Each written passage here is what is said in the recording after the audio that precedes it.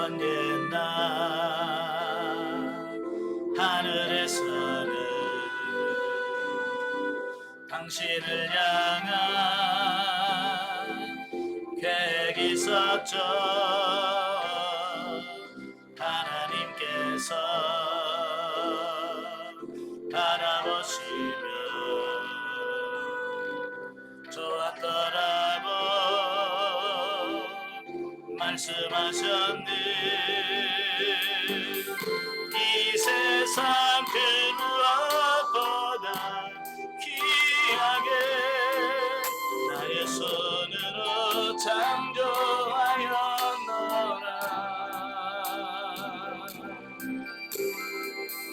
내가 너로 인하여 기뻐하노라. 내가 너를 사랑하노라.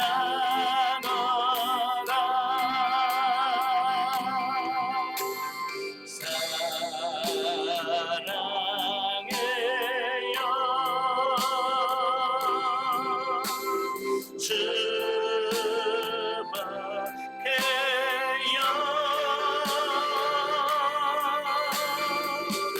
당신의 마음의 흐리에 사랑을 드려요.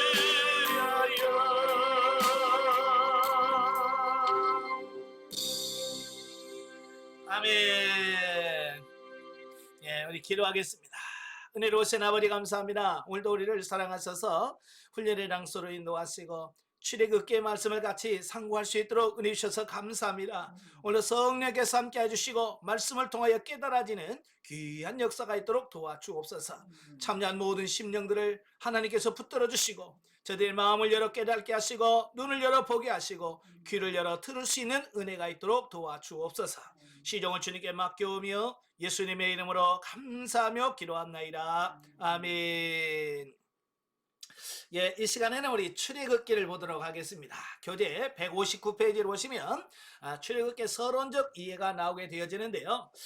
1 제목, 한글 성경의 제목은 이제 출애굽기로 이렇게 되어 있잖아요. 이것은 70인역에서 나온 붙여진 이름입니다. 원래 이제 70인역에서 엑소더스라고 하는 제목이 붙여졌는데요. 이 엑소더스라고 하는 말은 출발 또는 탈출의 의미를 가지고 있는 헬라어입니다. 그러니까 원래 이 히브리어 성경에서 이 네 개의 제목은 그 웰레 쉐모트라고 그래요. 이 말은 그리고 그 이름들은 이란 이름으로 붙여졌어요. 자, 우리는 잘 이해가 잘 안 되죠. 예, 그런데 그 히브리 사람들, 유태인들의 그 책 제목을 붙이는 방법이 있는데 그게 뭐냐면 그 책에 제일 먼저 나오는 그 단어가 제목이에요. 마치 우리가 지금 찬송가 제목을 그 첫 가사를 제목으로 삼잖아요. 그죠? 이게 저 높은 곳을 향하여 그러면 제목이 저 높은 곳을 향하여. 네? 이렇게 나온 것처럼 히브리 사람들은 그래요. 그러다 보니까 이 내용하고 제목하고 영 안 맞는 때가 많아요. 그래서 이 히브리 성경을 헬라 성경으로 번역을 해요. 그게 70인역이라고 그래요. 그 70인역에서는 그 내용을 따라서 야 이거 그리고 그 이름들은 이게 안 맞는 거예요. 그래서 그 내용, 책 내용을 따라서 출애굽기다, 엑소더스다, 탈출했다 라고 하는 그런 의미를 붙였어요. 그래서 그 70인역의 그 영향을 받아서 영어 성경이 또 그렇게 붙여졌고, 그래서 또 우리 한글 성경에도 우리 한글에서도 출애굽기라고 이름이 붙여졌습니다. 예. 자, 그 다음에 이제 저자. 예, 저자는 오경이라고 그러죠. 우리가 모세 오경. 예. 창세기, 출애굽기, 레위기, 민수기, 신명기까지를 오경이라고 그래요. 근데 이게 원래 모세 오경은 한 권의 책이에요. 따로 이렇게 구분된 게 아니라 원래는 한 권이에요, 한 권. 예. 그런데 지금처럼 이렇게 뭐 책을 만드는 기술이라든지 인쇄술이 발달됐으면 이게 한 권으로 돼 있을지도 모르겠어요. 근데 그때는 이런 종이라든지 이런 게 기술이 발달되지 않았어요. 예. 주로 이제 종이라고 해봐야 파피루스라고 하는 그 식물 이파리를 이렇게 붙이고 해서 눌러가지고 만든 그런 종이에요. 근데 이게 부피가 많아. 그리고 오늘처럼 제본이 아니라 두루마리예요, 두루마리. 이게 두루마리를 가지고 이렇게 만들다 보니까 얼마나 크겠어요, 그 책들이. 그죠? 얼마나 커요. 그래서 만약에 예를 들어서 창세기에서부터 신명기까지 갔다가 창세기 1장을 하려면 이거 돌리다 보면 하루 가겠죠. 그죠? 그래서 이게 이제 그 보관상 또는 이런 이유 때문에 이걸 5권으로 이렇게 나눈 거예요. 그냥 아무렇게나 나누는 게 아니고 논리적인 구분 또 내용상의 구분으로 편의상 5권으로 이렇게 나누어졌다라고 하는 겁니다. 그래서 저자는 모세, 모세 오경의 저자는 모세다라고 이렇게 볼 수 있겠죠. 자, 그런데 이제 근대 19세기에 들어가면서부터 자유주의 신학자들이 등장을 하게 돼요. 그 자유주의 신학자들이 이제 이런 모세가 썼다 이걸 부정하게 돼요. 예. 아무리 봐도 모세가 쓴 것 같지 않다. 예. 자, 그래서 의심을 하게 돼요.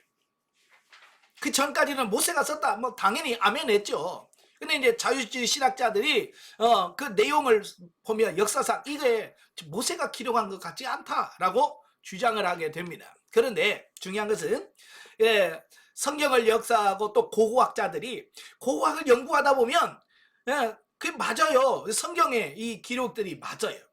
그러니까 더 모세가 기록했다라고 하는 것이 확실해진다라고 이렇게 볼 수 있겠어요. 자, 특별히 이제 본서에서 내증을 합니다.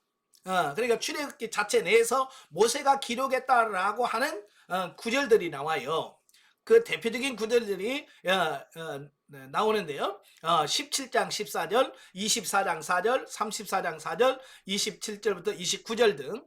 자, 그 중에서 17장 14절에서 책에 모세가 아말렉과의 전쟁 사실을 기록했다라고 언급을 해요. 그러니까 이걸 모세가 기록했다라고 자체 내에서 언급을 하고 있고요. 또 34장 4절에 보면 십계명을 받기 위하여 모세가 2 돌판을 만들어 가지고 올라갔다라고 기록이 되어 있고, 또 34장 11절부터 26절에 보면 말씀을 기록하라라고 하는 명령을 갖고 있어요. 또 24장 4절에 보면 모세가 여호와의 모든 말씀을 기록했다라고 하는 표현들이 나와요. 그러니까 이런 표현들을 봤을 때 이 출애굽기는 누가 기록했다? 모세가 기록했다라고 우리가 알 수 있겠죠. 예. 그 다음에 구약 성경의 외증. 예. 그러니까 출애굽기 말고 다른 데서 증명하는 게 있어요. 자, 그게 뭐냐? 민수기 33장 2절에 보면 모세가 여호와의 명대로 그 노정을 따라 그 진행한 것을 기록하였으니 라고 언급이 나와요.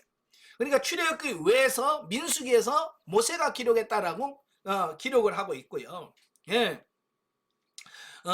또 구약 성경 여러 곳에서 오경과 율법의 저자가 모세라는 사실을 언급하면서 율법책의 모세 저작서를 강력히 주장하고 있습니다.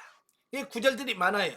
예? 여호수아 1장 7절, 8장 31절, 32절, 열왕기상 2장 3절, 열왕기하 14장 6절, 쭉 이렇게 모세가 기록했다라고 하는 구절들이 많이 나와요. 또 신약 성경의 외증. 구약에서도 증명하지만 신약 성경에서도 증거를 해요. 자, 그게 뭐냐? 본서의 저자가 모세라는 사실을 신약 성경에서 증거하고 있는데 대표적인 것이 3장 6절의 사실을 언급하면서 모세의 책이라고 소개한 마가복음 12장 26절입니다. 또 누가복음 2장 22절에 보면 모세의 법, 또 주의 율법이라고 말씀하고 있고, 마가복음 7장 10절에 보면 10계명 중 5번째 계명을 언급하면서 모세가 그렇게 하라고 했다라고 기록을 하고 있어요. 그러니까 신약 성경에서도 모세가 기록했다라고 하는 것을 증명하고 있다라고 하는 겁니다. 아마도 성경에서 가장 많은 외적인 증거들이 많은 성경을 바로 모세 오경이거든요. 그만큼 모세의 저작설이 확실하다, 그런 뜻이에요. 3번 기록 연대와 장소를 보면, 오경 전체의 저자가 모세이기 때문에 본서의 기록 연대도 창세기와 마찬가지로 BC 1446년, 이때가 언제냐면 이스라엘 백성들이 애굽에서 출애굽한 연도가 BC 1446년도예요. 그러니까 그때부터 시작해서 BC 1406년, 이때가 언제냐면 모세가 죽는 해예요. 그러니까 출애굽을 해서 모세가 죽기까지 그 40년의 기간 동안에 이걸 기록했을 것이다 라고 보는 것이 무난하다라는 겁니다. 예, 물론 다른 주장도 있어요. BC 1290년에 기록했다고 하는 후기 연대설도 있지만 우리는 그걸 받아들이지 않습니다. 예. 그러면 이제 중요한 것이 왜 썼을까? 예, 출애굽기를 쓴 이유가 뭘까? 이제 기록 동기와 배경이 이제 성경을 이해하는데 굉장히 중요하거든요. 네, 거기 보면 출애굽기는요, 이스라엘의 백성이 애굽의 전제국가 체제 아래서 이민족으로 억압받는 장면으로부터 출애굽기가 시작을 해요. 이게 사실은 그 전에 보면 요셉이 그 7년 풍년, 7년 흉년의 그 기간 동안에 정치를 진짜 잘했잖아요. 그죠? 그래서 풍년 때 곡식을 거둬들였다가 흉년 때 그걸 다 팔고 그래서 막 토지 개혁이라는 이걸 다 완벽하게 해놨어요. 그러니까 애굽 사람들의 입장에서는 요셉이 굉장히 훌륭한 분인 거예요. 존경스러운 분인 거예요. 그래서 그 왕조가 계속됐을 때는 다 이스라엘을 아주 좋게 대접을 했어요. 그때만 해도 이스라엘이 참 편안했죠. 예. 근데 문제는 뭐냐면 그 왕권이 오래 가지 못했다는 거예요. 왕조가. 투투모세라고 하는 사람이 쿠데타를 일으켜서 앞에 있는 요셉을 아는 왕을 쫓아내고 지가 왕이 됐어요. 근데 왕조가 바뀌어버린 거예요. 그러니까 이 왕조가 바뀌니까 요셉 부정해버리는 거예요. 자, 우리나라도 그러잖아요. 정권에 민주당하고, 예? 뭐 보수당하고 하면 서로 정권 잡으면 앞에 있는 걸 막 없애잖아요. 그죠? 앞에 잘했던 걸 막 못했다고 그러고, 지워버리고, 막 그러잖아요. 마찬가지예요. 그래도 정책상 그 전까지만 해도 요셉과 이스라엘 백성들은 자기들을 구원해준, 예? 어쩜 구세주처럼 막 받들었었는데 정권이 바뀌니까 완전히 무시해버리는 겁니다. 그 무시하고 보니까 이스라엘 백성들이 얼마나 숫자가 많이 늘어났는지, 예. 그러니까 이 정권을 잡은 이 정권들이 야 이스라엘 백성들 가만 놔뒀다가는 그들하고 옛날 그 왕권하고 손을 잡으면 또 쿠데타를 해서 반역할 수 있잖아요. 그래서 그들을 괴롭히기 시작하는 겁니다. 예. 그래서 노예로 만들어 버리는 거예요. 그때부터 어찌 보면 이스라엘은 고난이 시작되어지는 그런 부분이라고 할 수 있겠죠. 그래서 이제 출애굽기 전반부는 그 이스라엘 백성들이 애굽에 있는 그들을 하나님께서 구원해내는 장면이 나와요. 예. 그래서 하나님께서 그들을 구원하시게 하여 애굽 땅에 10가지 재앙을 임하고 또 홍해를 가르는 기적, 이런 장엄한 구원의 대드라마를 통해서 비천한 노예 민족이었던 이스라엘이 애굽을 탈출하게 되어지는 과정을 전반부에서 기록을 하고 있고, 자 후반부부터는 이제 노예 민족으로서의 과거를 청산하고 하나님의 택한 백성이요 언약 민족으로서의 새 삶을 살기 위하여 요청되는 두 가지 조건, 그게 뭐냐? 첫째는 언약 체결이에요. 하나님과 십계명을 주고 그 십계명을 받고, 그래서 나는 너희 하나님이 되고 너희는 내 백성이 되리라. 이게 신에선 언약의 핵심이거든요. 그 언약을 맺고요. 그 다음에는 언약의 증거 및 신앙생활의 중심이게 될 성막 건축. 이게 후반부에서 기록을 하고 있습니다. 자, 그런데 이제 중요한 것은 뭐냐면 왜 기록했을까? 왜 하나님께서 이걸 기록해서 후대에다 전해주라고 했을까라고 하는 거예요. 자, 이에 대한 답을 하기 위해서는 먼저 출애굽기가 기록되었던 시대적 배경부터 이해를 해야 돼요. 그러니까 출애굽기는요 다른 모세 오경책과 같이 이스라엘이 출애굽한 후 아직 광야 생활을 하던 시기, 즉 BC 1446년에서 1406년 사이에 광야에서 기록되었다라고 아까 말씀드렸죠. 예. 자, 여기서 봤을 때 그 출애굽기를 기준으로 보면 그 앞에 나온 성경이 창세기예요. 그죠? 이 창세기는 천지 창조부터 시작해서 하나님이 이스라엘 백성들을 어떻게 선택하셨는지 족장 중심으로 기록을 하잖아요. 예. 그래서 그들이 어떻게 또 애굽에 내려갔는지까지를 기록한 것이 창세기예요. 어찌 보면 이건 과거사예요. 그죠? 현재 광야에 있는 이스라엘 백성들에 비하면 이건 다 과거예요. 창세기는 과거 얘기예요. 그 다음에 마지막에 썼던 신명기는 미래적인 차원이에요. 이건 뭐냐면 신명기는 장차 너희가 가나안 땅에 들어가서 이렇게 살아야 돼, 하나님의 백성 이렇게 살아야 돼라고 말씀하신 부분이 신명기예요. 그러니까 어찌 보면 신명기는 미래에 있는 일들이에요. 자, 그 다음에 이 레위기는 뭐 특정한 시기와 상관없이 전 구약 시대에 걸쳐서 예수 그리스도를 예표하면서 실시해야 될 각종 제사와 생활상의 율법을 기록하고 있고요. 자, 중요한 것은 이제 출애굽기와 민수기예요. 출애굽기와 민수기는 그 당시 광야 당시, 그러니까 현재죠. 예, 현재 그들이 살고 있는 그 시대에 대한 기록이다라고 하는 거예요. 그래서 출애굽기가 이스라엘 백성들이 노예 민족으로서의 과거를 청산하고 언약 백성으로 새 출발한다는 점에 치중한다면, 민수기는 이제 약속의 땅을 점령하고 희망찬 미래를 이루게 하여 그 광야 생활을 하는 그런 과정을 기록했다라고 볼 수 있지요. 자, 그러면 이제 이상에서 말한 시기에 서두에서 말한 내용을 기록한 출애굽기의 지필 동기는 과연 무엇일까? 그것은 한마디로 말해서 이스라엘 자신들의 후손들을 위한 신앙의 간증이라고 정리할 수 있겠다. 그러니까 그들이 구원의 그 장엄한 것들을 경험했단 말이에요. 근데 그걸 기록하지 않으면 후대들에게 어떻게 해요? 이게 전해질 수가 없는 거예요. 그죠? 그래서 옛날에는 구전이라고 그랬어요. 구전이라고 하는 게 뭐냐면 입에서 입으로 전해 내려오는 거예요. 그죠? 근데 옛날 우리 할아버지가 이랬었단다. 그래서 말로 계속해서 그걸 전해주는 걸 구전이라고 그래요. 근데 이 구전이라고 하는 것이 시간이 흘러가면 바뀌어요. 그죠? 예. 그 이야기를 잘하는 사람들이 있지만 이 잘 못하는 사람, 전하지 못하는 사람도 있단 말이에요. 그죠? 잘 전해준 사람은 잘 전해주겠지만 좀 잘못 전해주면 좀 나중에 엉뚱한 얘기가 돼요. 그러니까 이런 거예요. 우리나라도 단군 신화가 있잖아요. 그 단군 신화를 잘 보면 성경적인 의미가 조금 들어있어요. 그 하늘에 신이 있고 그 신에서 사람이 되고 뭐 이런 게 있잖아요. 성경 내용과 비슷해요. 그잖아요? 그 왜 그럴까요? 예, 우리나라 민족도 원래는 다 어디서부터 출발하냐면 노아의 세 아들에서부터 출발하는 거예요. 노아의 세 아들부터 이제 함, 셈, 야벳을 이렇게 야벳은 유럽 쪽으로, 함은 아프리카 쪽으로, 네? 셈은 동양 쪽으로 이렇게 번지면서 거기서부터 번지고 해서 거기서 한민족, 우리 민족이 나온 거예요.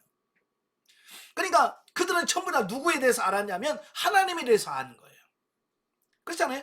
노아의 세 아들은 다 하나님이 누군지 알아요. 근데 그게 이제 시간이 지나면서 노아 홍수 얘기도 하고 막 그렇게 전해지는 겁니다. 근데 뭐가 없어요? 글이 없는 거야. 글.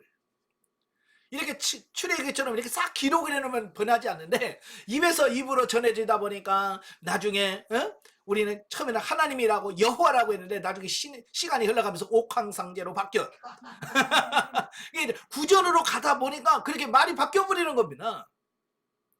그죠? 그래서 성경은 하나님이라고 그러는데 우리 한국 사람들은 옥황상제, 염라대왕 뭐 이런 걸로 바뀌어버린 거예요. 그게 뭐냐면 다 하나님을 이야기하는데 구전하면서 그게 변질된 거예요. 하나님 그걸 아셨기 때문에 시간이 흘러가면 변질 안 된다는 아시기 때문에 그걸 아예 글로 딱 남겨놓으면 글은 안 바뀌잖아요. 글은 안 바뀌어요. 그래서 하나님께서는 이걸 완벽하게 기록해서 구원의 확실한 하나님의 그 구원의 섭리를 계속 후대들에게 증거하고 전할 목적으로 하나님께서 기록했다라고 하는 겁니다. 아시겠죠? 예. 그래서 2000년, 3000년이 지나가도 성경은 변함이 없잖아요. 네. 글자는 그대로 있어요. 예. 그래서 그 내용을 그대로 변질 없이 전파되는 이런 부분들을 보게 되는 거죠. 이를 다시 요약하면 출애굽기는 먼저 하나님이 그 옛날 아브라함 때부터 자신들의 조상들에게 해주신 언약대로 비록 400년이라는 오랜 세월이 지났지만 잊지 않으시고 자신들을 구원하셨음을 간증하고 있는 거예요. 그러니까 창세기 15장에서 하나님은 아브라함과 횃불 언약을 세웠잖아요. 그 횃불 언약의 내용이 뭐예요? 네, 너희는 이방의 객이 되어서 400년 동안 그들을 섬기겠고 그 4대 후에 많은 민족과 많은 재물을 이끌고 가나안 땅으로 돌아오게 하겠다. 이게 하나님의 약속이거든요. 그러니까 그 아브라함과 맺은 약속이 어떻게 역사 속에 성취되고 이루어지는가라고 하는 것을 간증하는 형태로 기록해 놓은 게 출애굽기다. 그 얘기예요. 쉽게 말하면 그 후대 출애굽 이후의 세대는 태어난 출생하는 모든 세대와 오늘 저와 여러분, 아니 앞으로 미래에 태어날 우리 자손들까지도 다 여기에 해당되는 대상이다, 그 말이에요. 이해가 되시죠? 예. 그리고 가장 중요한 것은 자신들을 하나님의 백성으로 선택되어서 언약을 맺었음을 간증하고 있는 거예요. 이 말은 후손들도 그 언약의 상속자로서 하나님의 백성으로 살아가라고 하는 교훈을 그 이면에 깔고 있는 겁니다. 그리고 또한 자신들은 선민 언약의 증거로서 하나님의 임재와 교제를 상징하는 성막을 계시받아서 그것을 건축함에도 증언을 하고 있습니다. 한편 이처럼 1차 독자인 이스라엘 백성들의 후손들에게 이스라엘 민족의 태동기에 있었던 놀라운 구원 사역을 증거해주는 본서는 결국 본서의 궁극적인 독자, 오늘 성경을 읽고 있는 저와 여러분, 영적 이스라엘의 후손인 신약의 무리들에게도 큰 교훈을 주고 있다라고 하는 겁니다. 출애굽기는 과거 놀라운 구원 행동으로 택한 백성을 구출하신 하나님이 지금도, 그리고 세상 끝날 성경의 약속대로 택한 성도를 이 세상에서 구출하여 새 세상으로 인도해 주실 것을 강력히 확증하고 있다라고 하는 겁니다. 그러니까 단순히 과거의 기록만이 아니라 현대에 사는 우리 믿는 자들을 구원해 주시는 과정을 잘 보여준다라고 하는 겁니다.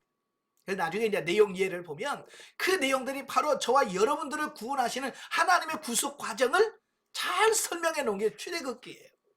어찌 그렇게 딱 맞는지 몰라요. 아시겠죠? 자, 그래서 이제 출애굽기의 특징을 보면 첫째, 기적의 책이다 그랬어요. 출애굽기는요, 어떤 다른 구약책보다 그 내용상 분량이나 더 극적인 기적을 보도하고 있습니다. 그러니까 성경에서 이만한 기적이 있을까 할 정도로 이 출애굽기는 엄청난 기적이 나와요. 그 중에서 이스라엘 애굽 땅에 내렸던 10가지 재앙, 그 다음에 또 홍해를 가르는 사건, 또 하늘에서 만나가 내려지는 사건. 자, 이걸 보면 마치 드라마틱한 하나님의 구원 행동이셨다. 이런 측면에서 출애굽기는 예수님의 구원 행동을 강조하는 사복음서와 가장 선명히 대비되는 구약의 하나님의 구원 행동의 책이라고 하겠다. 그래서 이 모세오경은 신약의 사복음서에 해당돼요. 그래서 그 모세오경에 보면 기적들이 많이 나오죠. 마찬가지로 우리도 마태마가 누가 요한복음을 보면 예수님의 기적의 사건들이 많이 나와요. 죽은 자를 살리시고 안질맹이를 일으키시고 맹인의 눈을 뜨게 하시고 이런 기적들이 많이 나오는데 바로 이게 구약의 모세오경과 마태마가 누가 요한복음의 사복음서가 비슷하게, 그 의미가 비슷하기 때문에 그런 거예요. 그 다음에 두 번째, 출발과 희망의 책이다. 이스라엘이 이제 노예 민족에서 해방되어서 언약 백성으로 첫 출발하여 약속의 땅을 향해 전진해가는 희망에 찬 내용을 보도하는 책이다. 마치 신혼부부가 새 살림을 장만하듯이 이스라엘 백성은 언약 백성으로 율법을 받고 성막을 건축하는 등 여러 가지 희망에 찬 준비를 하고 있다라는 겁니다. 그러니까 출애굽기에서는 이스라엘 백성들이 반역하고 이런 부분이 조금 나오긴 합니다만은 그래도 아직도 마치 신혼살림의 그 출발점과 같이 아주 희망에 찬 그런 책이라고 볼 수 있죠. 근데 민수기 들어가면 이제 그때부터 반역의 역사가 시작이 되지만, 이제 165페이지로 가시면 두 번째 신학적 이해를 보겠습니다. 1. 출애굽기의 그리스도 기독론을 보면, 제가 늘 말씀하지만 성경 전체 66권의 주제가 뭐냐면 예수 그리스도를 통한 하나님의 구원 역사다. 그죠? 성경 전체의 내용은 범죄하고 타락한 인간을 어떻게 하나님께서 구원해 가시는가, 그 구원의 역사를 기록한 거예요. 근데 그 주인공이 누구냐? 예수 그리스도예요. 그렇잖아요. 그러니까 이 출애굽기를 보라. 다른 책을 봐 구약에서는 예수님이라는 이름이 한 구절도 안 나옵니다. 그제? 출애굽기로 예수님에 대하여 한마디도 안 나와. 예수님 뭐 그리스도 이런 말 하나도 안 나와. 그런데 그 출애굽기를 보면 그 출애굽기 내용 전체가 예수 그리스도를 이야기하고 있어요. 그죠? 그러니까 이게 중요한 거예요. 이 출애굽기에서 예수님을 어떻게 표현하고 있나? 자, 글을 보면 7가지로 요약을 할 수 있는데요. 첫째는 모세. 자, 모세는 구약 인물들 중에서 가장 강렬하게 예수님을 예표하는 인물입니다. 그래서 모세가 하는 일을 잘 보면 예수님이 하신 일과 굉장히 유사해요. 왜? 모세는 예수님을 예표하는 인물이기 때문에 그렇습니다. 자, 모세와 예수님은 공통점이 있는데 둘 다 선지자요, 또 제사장이요, 또 왕이라는 이 삼중직이라고 그러죠. 이 삼중직을 가지고 있다는 거예요. 또 모세와 예수님은 공의 동족을 구원할 자로 태어났다. 모세도 이스라엘 백성들을 구원할 목적으로 태어났어요. 예수님도 인류를 구원할 목적으로 태어났어요. 그러니까 출생 자체부터도 목적이 구원이라고 하는 같아. 또 뿐만 아니라 태어나면서 유년 시절부터 이방인들의 유혹을 받았다는 겁니다. 예수님도 태어나자마자 헤롯이 죽이려고 해서 애굽으로 피난 가지. 모세도 태어나자마자 나일강에 빠뜨려 죽을 뻔했는데, 예? 그 갈대 상자에 넣어서 떼어놨다가 공주 만나고, 이 극적인, 그러니까 이 출생부터 비슷해요. 또 모세나 예수님은 다 같이 세상의 부귀 영화를 거절했다. 그래서 히브리서 보면 모세는 왕궁의 그 부귀 영화를 거절하고 하나님 나라의 하나님의 상급을 위해서 그는 친히 고난받는 길을 택했다고 그랬죠. 예수님은 맞잖아요. 하늘 보좌를 내려놓으시고 낮고 찬란 이 땅에 인간의 형체로 오셨어요. 이거 뭐냐, 다 그 좋은 것을 포기하고 내려오신 이 삶을 비유한. 그러니까 예수님하고 모세는요 굉장히 비슷해요. 그렇죠? 구원자라는 의미, 또 율법의 수여자라든지 중보자라든지 이런 부분에서 굉장히 중요한 부분을 볼 수 있죠. 자, 그 다음에 두 번째가 유월절이라는 절기입니다. 나중에 또 나오겠습니다만은 이 유월절은 예수님과 굉장히 밀접한 관계가 있습니다. 예. 예수님은 우리를 위하여 죽임을 당하신 이위 하나님으로서 유월절 어린 양의 역할을 하셨음을 밝히고 있다. 그래서 유월절에 그 장자들이 죽잖아요. 그죠? 장자가 죽을 때에 그 어린 양이 대신 죽어. 그죠? 어린 양이 대신 죽어서 그 피를 문설주와 인방에 발라. 그러면 그 집에 장자가 죽어야 되는데 안 죽어. 살아. 구원 역사가 일어나. 이건 뭘 의미하느냐? 오늘 여러분 죄와 허물로 죽어야 되는 우리를 예수님이 십자가에 달려 대신 돌아가심으로 우리를 구원하신 거예요. 그 유월절의 어린 양과 예수님의 그 사역은 똑같아요. 그 예표죠. 유월절이. 그래서 세례 요한이 예수님이 세례받으러 딱 나오니까 많은 사람들에게 그러잖아요. 보라, 세상 죄를 지고 하는 하나님의 어린 양이로다. 그게 바로 유월절을 의미하는 거거든요. 네. 그 다음에 세 번째가 7대 절기. 자, 유대인들에게는 7절기가 있어요. 근데 이 7절기는 다 뭐과 관련되어 있냐? 예수 그리스도의 구속사역과 연관이 있습니다. 자, 유월절은 예수님의 십자가의 순환, 무교절은 예수님의 고난, 이 땅에 살면서 많은 고난을 당할 것. 그 다음에 초실절은 예수 그리스도의 부활을 의미하고, 예, 맥추절은 성령 강림절을 예표하면서 예수님이 승천하신 후에 성령을 통해서 구원을 완성하실 것을 얘기하고 있고, 대속죄일은 7월 1일 나팔절은 예수 그리스도를 통하여 새하늘과 새 땅이 일어날 것을 말씀해주고 있고, 대속죄일은 예수 그리스도의 죽으심으로 모든 백성을 구원하실 것을 예표하고 있고, 마지막 수장절은 알곡과 쭉정이를 구분하듯이, 그죠? 예수 그리스도 심판주로 오셔서 이 모든 부분들을 심판하셔서 구원할 자를 천국에, 심판할 자는 지옥에 보내게 하시는 그것을 의미하는 7절기. 그러니까 이 이스라엘 백성들이 1년에 지키는 이 절기들은 바로 예수 그리스도를 통한 구원 역사를 완벽하게 보여주고 있다, 그 말이에요. 그래서 우리가 7절기를 잘 연구를 하셔야 돼요. 그래서 7절기를 연구 잘하면 예수 그리스도의 사역을 다 거기서 보여요. 그 다음에 출애굽.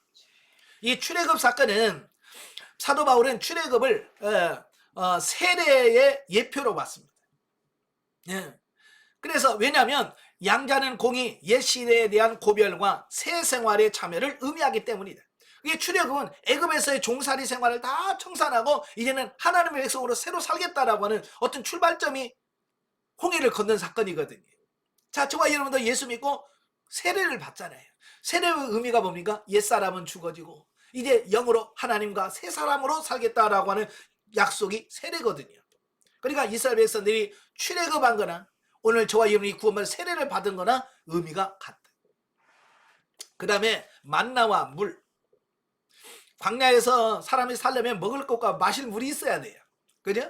그래서 하늘에서 만나를 먹여주셨고요. 또 반석에서 생수를 불어넣으셨어요. 그래서 예수 그리스도가 바로 우리의 생명의 근원조가 되시고 우리를 살리시는 영의 양식이 된다는 것을 말씀해주고 있고요. 그 다음에 성막. 성막은 그 재료와 색상, 각종 기구에 있어서 예수 그리스도의 성품과 사역을 예표합니다. 예. 나중에 이제 본문에 들어가면 25장부터 이제 성막을 짓잖아요. 그 성막의 구조, 성막의 기구, 거기에 만드는 색깔, 보석 이런 것들은 다 뭘 상징하냐? 예수 그리스도의 사역과 성품을 예표해요. 그래서 이걸 잘 연구하면 예수님이 이 땅에 오셔서 어떤 사역을 하시고 어떤 죽임을 당하시고 그걸 다 이미 구약에서 보여주셨어요. 그래서 성막은 뭐냐? 성막은 언어가 아니라 사물로 된 신학 서적이다. 우리는 글로 썼잖아요. 근데 성막은 아예 그 구조로 성막이라고 하는 그 사물로 완전한 신학, 예수 그리스도를 통한 구원 사역을 그 성막 구조를 통해서 성막을 통해서 잘 보여주고 있다라고 하는 거예요. 그래서 이 성막을 알아야 예수 그리스도의 사역에 대해서 예수 그리스도가 어떤 분인가 이걸 이해할 수가 있어요. 그래서 목사님 중에서는 평생 이 성막 강의만 하고 계신 분도 계셔. 왜냐하면 성막을 보니까 전부 다 예수 그리스도와 그 구원을 얘기하고 있거든요. 그 다음에 대제사장. 예수님은 우리의 영원한 대제사장으로서 중보하실 예수 그리스도의 사역을 미리 보여준다. 자, 그 다음에 167페이지에 오시면 이 출애굽기의 신학적 주제. 출애굽기는 당신의 백성들을 구원하시는 하나님의 능력과 그들에 대한 사랑을 보여주고 있다. 자, 거기서 많은 주제가 나오게 되어지는데요. 자, 첫째는 뭐냐? 하나님은 인간과 계약을 맺으시고 그 계약을 지키시는 분이다. 이걸 말씀해주고 있어요. 그러니까 출애굽기는 인간과 계약을 맺으시는 하나님, 그리고 그 계약을 지키시는 하나님을 보여주는데요. 하나님은 아브라함, 이삭, 야곱 그리고 그 후손들과 계약을 맺으셨어요. 언약을 맺으셨다는 거죠. 그리고 그분은 그 계약에서 당신이 이행해야 할 부분들을 모두 지키셨다는 거예요. 또 그분은 인간이 죄로 인하여 이행해야 할 부분들을 이행하지 못했을 때는 재계약도 하신다. 그죠? 우리 인간이 부족해서 연약해서 그 계약을 못 내면 주님께서 그냥 너 계약 못 지켰으니까 죽어. 그게 아니라 야, 재계약하자 다시. 그래서 불러서 또 계약을 맺으시는 그 은혜의 하나님이시다 그 말입니다. 물론 그 재계약을 하기 위한 조건은 뭐냐? 회개해야 돼. 회개하고 그들이 재계약하기를 원했을 때만 그게 가능하다라고 하는 겁니다. 그러니까 하나님은요, 한번 약속을 하면 반드시 지킨다. 그건 시간과 관계가 없어. 아까도 얘기했지만 아브라함과 횃불 언약을 맺으셨잖아요. 그래서 430년 이후에 그 언약이 이루어져. 물론 430년이라고 하지만 이스라엘에서는 애굽에 내려갔지만 그 전에 아브라함, 이삭, 야곱의 시대가 있어요. 그러니까 600년 전에 약속한 것이 그대로 성취되어진다는 거예요. 이게 하나님의 은혜예요. 그러니까 오늘 여러분들에게 내가 너희 하나님이 되겠다, 내가 너를 구원해 주겠다고 하는 하나님의 약속이 반드시 성취된다라고 하는 증거예요. 아시겠죠? 그래서 오늘도 우리가 성경에서 대부분의 약속이 다 성취가 됐잖아요. 그죠? 이제 아직도 성취되지 않은 약속이 남아 있어요. 그게 뭐예요? 예수 그리스도의 재림. 예수 그리스도의 재림을 통한 영원한 하나님의 나라. 근데 우리는 그걸 믿어. 왜? 구약에서 약속하면 반드시 이루시는 하나님이시니까. 주님이 약속했잖아요. 그러니까 그 약속도 이루어질 거라고 믿고 우리는 예수님의 재림을 준비하는 겁니다. 아시겠죠? 만약에 하나님께서 약속해놓고 안 지키고 맨날 내 뻥이야 그랬다면 이 예수님의 재림도 여러분 믿겠어요? 못 믿죠. 여러분도 그럴 거예요. 사람들 뭐 친구들이나 누가 있는데 맨날 거짓말해. 준다고 그러고 안 주고 해준다고 그러고 안 해고 그러면 그 사람 믿겠어요? 그래서 우리나라 그도 있잖아요. 콩으로 매주 쓴다고 내가 안 믿어. 이제 그런 말 나오잖아요. 왜? 하도 거짓말을 하니까. 근데 하나님은 거짓말을 안 하시는 분이에요. 그죠? 그래서 한번 내가 해줄게 그러면 해주시는 분이야. 그러니까 우리는 하나님 믿는 거야. 그리고 언제 올지도 모르잖아 예수님. 그럼에도 불구하고 우리가 믿어. 왜? 하나님은 한번 약속하면 지키시는 분이기 때문에 그런 거예요. 아멘. 예. 두 번째로 하나님은 역사의 주이시다. 역사를 이끌어 가시는 분이 누구냐? 하나님이시다. 예, 출애굽기는 또한 역사 속에 주권자로서 살아계신 하나님의 모습을 보여줍니다. 그래서 하나님은 우리가 개인적으로 믿고 묵상하는 하나님이기도 하지만 일찍이 모세에게 그랬듯이 야훼라는 인격체로서 자신을 드러내시는 분이시기도 하다. 그래서 모세를 부르셔서 야 가서 내 백성을 너 구원내라. 그러니까 모세가 하나님께 그러잖아요. 누가 보냈다고 할까요? 그죠? 예, 누가 보냈다고 할까요? 그러니까 뭐라고 그래? 스스로 있는 자가 보냈다고 해라. 그 스스로 계신 자, 그 말이 뭐 야훼 또는 여호와라고 하는 부분이에요. 이 야훼, 어떤 교회는 야훼라고 하고 우리는 보통 여호와라고 그러잖아요. 예, 그게 뭐냐면 뭐 야훼하고 여호와가 다른 거 아니고 같은 거예요. 단지 발음의 차이예요. 발음의 차이. 우리가 이제 영어를 할 때 영국식 발음이 있고 미국식 발음이 있거든요. 그죠? 그러니까 아메리카 그러잖아요. 아메리칸다고 틀리고 아메리칸다고 맞는 거 아니거든요. 영국식이나 일본식, 미국식 그 발음의 차이일 뿐이거든요. 마찬가지예요. 야훼나 여호와는 발음의 차이일 뿐이지 같은 거예요. 예, 어떤 집사님이 저한테 와서 목사님 야훼 하나님은 또 어떤 하나님이에요? 그냥 자기는 여호와로 알고 있는데 갑자기 교회 가니까 야훼 하나님이 어쩌고 그러니까 우리가 믿는 여호와하고 또 다른 분인가 이런 혼돈이 있었던가 봐요. 그래서 저한테 그런 질문을 하시더라고요. 그래서 그건 발음의 문제지. 예? 같은 하나님에 대해서 여호와를 그렇게 발음의 차이일 뿐이다. 그러니까 그렇다고 야훼라고 해서 다른 하나님이 아니다. 그냥 제가 설명을 드렸거든요. 자, 그분은 온 나라와 만물, 바다와 땅을 다스리는 주이시다. 그래서 그 출애굽기를 보면 하나님께서 모든 걸 다스려. 막 우박을 내리시기도 하시고, 예? 메뚜기를 보내기도 하시고, 개구리를 보내기도 하시고, 또 처리하기도 하시고. 이건 뭐요? 역사의 주관자. 모든 것을 하나님께서 다 하시는 주권자라고 하는 것을 보여주는 거거든요. 또 그분은 애굽인들에게 홍해의 기적과 여러 재앙을 일으키시는 분으로서 자신을 나타내셨다. 이렇듯 그분은 역사 속에서 당신의 뜻을 이루심으로써 당신을 나타내신다. 그러니까 기적이라고 하는 게 뭐냐? 보이지 않으시는 하나님이 영적 세계에 계시는 그 하나님이 육적 세계에 하나님의 자기 자신을 현현 드러내는 사건이 기적이에요. 그죠? 하나님은 안 보이셔. 그러나 홍해를 가르는 기적을 통해서 오 정말 하나님이 살아계시네. 이걸 경험케 하시는 거예요. 자, 출애굽기는 하나님의 백성들이 역사 속에 두신 그분의 선교, 뜻, 목적들을 알아야 한다라고 가르칩니다. 하나님은 당신의 백성들이 당신의 제사장이 되어 세계 만방에 하나님의 위대하심을 알리고 자자손손 그분의 구원을 전해주길 원하셨다라고 하는 겁니다. 그래서 하나님이 이스라엘 백성들을 그의 백성으로 삼은 거예요. 근데 이스라엘 백성들이 하나님이 자기를 선민으로 세웠다는 이 사실을 잊어버려요. 그래서 교만하게 돼요. 자기들만 그래서 선민이라고 하는 의식에 빠져. 우리도 그러면 안 됩니다. 우리만 특별히 하나님이 사랑하시고 우리만 복 주시고 절대로 아니에요. 물론 여러분도 복 주시지만 이 세상 모든 사람을 하나님 사랑하시고 모든 사람을 구원하기를 원하시고 축복해 주기를 원하시는 하나님인 거예요. 그래서 이스라엘 백성들로 하여금 하나님의 살아계심, 그걸 증명하도록 하기 위해서 이스라엘 부르신 거예요. 오늘 우리도 마찬가지. 근데 우리는 뭐요? 그냥 예수 믿고 나만 복 받고 나만 잘 살고 거기에 딱 묶여 있어요. 안 해요. 이제는 내가 예수 그리스도 믿고 구원받았으면 내가 구원받은 사실을 다른 사람에게 전해야 돼. 아시겠죠? 그 전도의 사명이 있어요. 하나님이 살아계심, 하나님이 역사하심 우리가 증거할 수 있는 이런 삶의 부분이 우리에게 통해서 나타나야 돼. 아시겠죠? 예.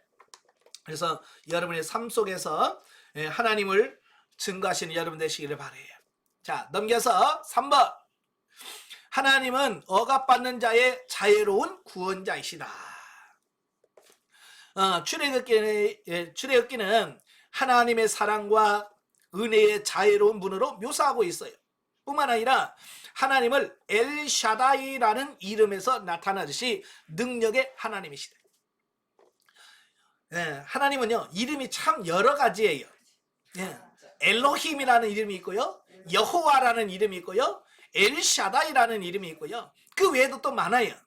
그 엘샤다이라고 하는 말은 능력의 하나님, 전능하신 하나님, 뭐 이런 하나님을 할 때 엘샤다이라고 말씀하고 있고, 보통 우리가 말하는 여호와라고 하는 말은 언약을 맺으시고 약속을 지키시는 하나님을 할 때 쓰는 신명이 여호와라는 신명입니다. 예. 자, 그런데 하나님께서 애굽에서 고통받는 당신의 백성들의 울부짖음을 들으신 것이다. 하나님께서는 그들의 고통을 애통해 하셨다. 그래서 그들의 기도에 응답하셨다. 그분은 당신의 백성을 구원하게 하여 푸념히 일어서셨다. 그분은 구원의 하나님이시다. 출애굽기에 기록된 6월절 사건에서 나타난 하나님의 구원의 능력은 길이 기억될 것이다. 사람들은 어리석은 인간적 상상이 아닌 역사적 사실에 의한 역사관을 가져야 할 것이다. 예? 오늘도 많은 사람들이 이 출애굽기를 안 믿어지는 거예요. 그죠? 하늘에서 막 우박이 떨어지고 하늘이 캄캄해지고 뭐 이런 사실들을 안 믿어요. 그래서 그 사람들은 성경을 뭐로 취급하냐면 신화라고 얘기를 해요. 야, 어떻게 이럴 수가 있냐 이거. 예? 우리도 뭐 당군 신화가 있잖아요. 당군 신화 보면 곰이 마늘을 100일 먹고 사람이 돼서 웅녀가 돼가지고, 예? 그 신과 결혼해서 난 게 단군이다 뭐 그런 얘기들이 있잖아요. 그죠? 그 얘기를 들으면 여러분 믿어집니까? 허망한 얘기지. 어떻게 곰이 사람이 돼? 우리는 신화니까 지어낸 얘기니까 그럴 수 있어요. 근데 그러니까 그런 역사관을 가지고 성경을 보는 거야. 야, 어떻게 이게 가능해? 하늘에서 어떻게 하나님이 그래? 이렇게 똑같은 신화로 보려고 하는 시도를 해요. 안 해요. 성경은요 분명히 역사적인 사실이고요, 실제란 말이에요. 그래서 고고학자들이 연구하면 연구할수록 성경이 점점 실제적인 사건이라는 사실을 보여주고 있어요. 그죠? 예, 우리가 잘 아는 배너라는 영화, 그 영화를 쓴 사람인데 원래는 그분이 뭐냐면 하나님에 대하여 부정한 사람이에요. 하나님이 어디 있어? 예수 그게 어디 있어? 이게 부정한 사람이에요. 그래서 성경을 보면서 내가 이 성경이 가짜라는 것을 내가 증명하겠다. 성경이 이거 가짜라는 지어낸 소설이다, 이걸 증명해 보겠다라고 해서 그가 연구를 한 거예요. 성경을 연구하고 역사를 막 파고 들어가면 갈수록 이게 진짜 부정하려고 했던 그게 사실이 된 거예요, 예수님에 대해서. 그래서 결국 그가 예수 그리스도를 믿게 되고 그가 신앙 고백을 하게 되고 그 신앙 고백한 이후에 그가 책을 쓴 게 배너예요. 배너. 그게 이제 영화 되어서 나왔잖아요. 예? 바로 그런 거예요. 그러니까 연구하면 할수록 하나님이 실제로 계시고 예수님이 실제하시고 이 구원 역사가 사실이라는 것을 알게 돼요. 그러니까 어설픈 사람들이 신화니 뭐니 그렇게 주장하는 거예요. 예. 성경은 역사입니다. 예. 네 번째 보면 하나님은 책임감 있는 일꾼을 부르시고 사용하신다라고 하는 겁니다. 예, 하나님은요, 하나님이 일하실 때 하나님이 직접 하지 않으셔요. 저도 이제 가끔 이런 생각을 해봤어요. 하나님이 전도하시면 참 쉬울 텐데. 그죠? 여러분 전도하기 쉬워요, 여러분? 인간들 어찌 그래 뺀질뺀질 거리는지. 근데 만약에 하나님이 전도하시면 그냥 꿈에 나타나서 너 교회 안 나가면 넌 죽는다 한마디만 하면 다 나갈 텐데. 그잖아요? 근데 안 하시고 하나님은 직접 안 하시고 택한 백성들, 구원받은 여러분들을 통해서, 여러분의 입을 통해서 역사하기를 원하시고, 하나님은 구원하실 때 하나님이 직접 하지 않으시고 아론과 모세와 이런 사람들을 앞세워서 그들을 통해서 역사하시고, 그 하나님이 역사하신 방법은 똑같아. 지금도 하나님은 사람을 통해서 역사하셔요. 그래서 지금 영성 훈련은 뭐냐? 이 영성 훈련은 뭐냐? 정말 하나님의 일꾼으로 세워가는 훈련인 거예요. 아시겠죠? 이게 영성 말하는 내 끝 아니에요. 이 영성을 통해서 내가 변화되고 새로워져서 모세와 아론처럼 하나님이 한 시대를 쓰는 일꾼으로서, 사명자로서 그 시대를 살아가기 위해서 이 훈련을 받는 거예요. 그래서 하나님의 사역은 계속해서 뭐냐? 사람 세우는, 일꾼 세우는 것이 하나님의 사역이에요. 그래서 시대마다 하나님의 사람을 세워서 그들을 통해서 하나님의 구속사를 계속 이루어 가신다라고 하는 것을 보게 되어집니다. 그 다음에 다섯 번째가 뭐냐? 하나님은 거룩하시기 때문에 의로운 삶을 요구하신다라고 하는 겁니다. 하나님 뭐라고 말씀하냐면 내가 거룩하니 너희도 거룩해라. 요한복음은 하나님은 영이시니 예배하는 자가 영과 진리로 예배하라 같은 말이에요. 하나님과 교제하려면 거룩하신 하나님이니까 내가 거룩해져야만 하나님과 교제할 수 있고, 우리가 영성은 뭐예요? 하나님은 영이시니까 내가 영이 되어야 돼요. 영의 존재가 되어야 되고 영적 사람이 되어야 하나님과 교제할 수 있는 겁니다. 그래서 우리가 우리의 삶이 날마다 변화되고 날마다 새로워져야 된다는 것은 사실이에요. 그래서 구약에 우리가 10계명을 보면 10계명 중에서 1계명부터 4계명까지는 하나님에 관한 관계예요. 대신관계라고 그러죠. 예? 하나님의 관계에서 어떻게 살아야 되느냐, 4계명이요. 그 다음에 5계명부터 10계명까지는 대인관계, 인간과의 관계에서 어떻게 살아야 되느냐, 수평적 관계를 얘기하고 있어요. 그러니까 참 신앙과 참 믿음은 뭐냐, 수직적인 하나님과 나와의 관계도 잘 돼야 되겠고 수평적인 대인관계도 잘 되어야 된다라고 하는 사실입니다. 그러니까 신앙이라고 하는 것은 그저 수직적인 관계로 하나님 요것만 된다고 되는 게 아니에요. 물론 이것도 돼야 되겠지만 수평적인 대인관계가 잘 되어야 돼요. 아시겠죠? 예, 여러분이 내 믿음이 좋다, 내 신앙이 좋다, 내가 영성이 잘 됐다, 이건 뭘로 나타납니까? 예, 그게 뭐냐면 우리 삶을 통해서 나오거든요. 삶을 통해서. 그렇잖아요. 내가 이웃을 얼마나 사랑하며 이웃에게 얼마나 헌신하고 희생하며 그들을 사랑하는지, 이런 것이 결국은 내 신앙과 내 믿음, 내 영성이 표현되는 거예요. 그래서 제가 영성의 꽃은 윤리다라고 표현했잖아요. 그지? 영성의 꽃은 윤리예요. 결국 영성이 되면 윤리, 삶을 통해서 그가 나타나요. 그래서 사람들은 그 사람의 입에서 하는 말을 듣는 게 아니라 그 사람의 삶을 봐. 그래서 진짜 하나님 말씀대로 살면 다 인정해 줍니다. 저 사람은 진짜 신앙이네. 근데 말로만 하고 행동으로 옮기지 않으면 전부 다 사람들이 저건 가짜야. 삶으로 보여야 돼요. 삶으로 나타나야 돼요. 아시겠죠? 그래서 영성은 삶에서 나타날 때까지, 변화될 때까지 계속해서 가야 되는 거예요. 그러니까 3년 했다고 천만에요. 안 나타나요. 조금 나타나요. 네? 얼마만큼? 눈곱만큼.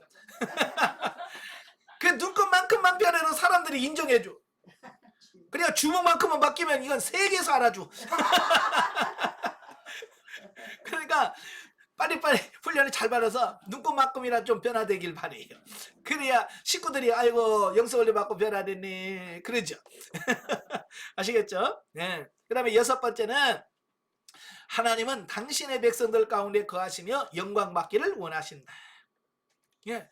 하나님은 스스로가 영광을 받기를 원하시는 분이에요. 우리를 부르신 것도, 우리를 훈련하는 이유도 다 뭐냐, 하나님께 영광 돌리는 겁니다. 그래서 하나님께서는 이스라엘 백성을 불러서 그들의 백성을 삼으시고 그들의 중심에 성막을 만드시고 그 중심에, 생활 모든 삶의 중심에 성막을 지으신 이유는 뭐예요? 모두가 하나님 중심으로 살기를 원하시고 하나님께 영광 돌리는 삶을 살기를 원하신다, 이런 뜻이에요. 과연 여러분의 삶의 중심에 예수 그리스도 하나님 중심입니까? 예. 그래서 여러분들이 영성훈련 받으면서 여러분이 신령한 집으로 짓는 것을 목표로 한다고 그랬죠? 예. 신령한 집이 뭐라고 그랬어요? 내가 성전으로 지어지는 거예요. 성전이 지어지면 삼위 하나님께서 내 안에 들어오셔서 내 안에 머물러 계시면서 나와 동행하시면서 하나님의 백성다운 삶이 사라져지고 하나님의 자녀다운 삶이 나오고 하나님 나라의 왕으로서의 삶이 사라져지고 성전으로서의 삶이 사라져. 아멘. 그러니까 이게 성전으로 신령한 집으로 우리가 세워지는 게 굉장히 중요한 거예요. 그래서 우리가 은사를 배우는 것도 은사가 뭐라고 그랬어요? 바로 신령한 집을 짓는 도구라고 그랬잖아요. 그죠?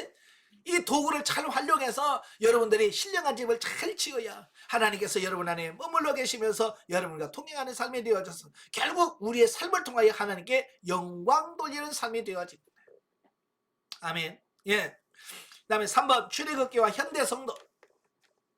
예, 여러분 출애굽기는 지금부터 약 3,500년 전에 기록한 거예요. 3,500년 전에 기록한 거. 예, 그게 지금 오늘날하고 무슨 상관이 있겠나. 그렇지만 이 성경은 시대를 초월해서 우리에게 영향을 주고 있습니다.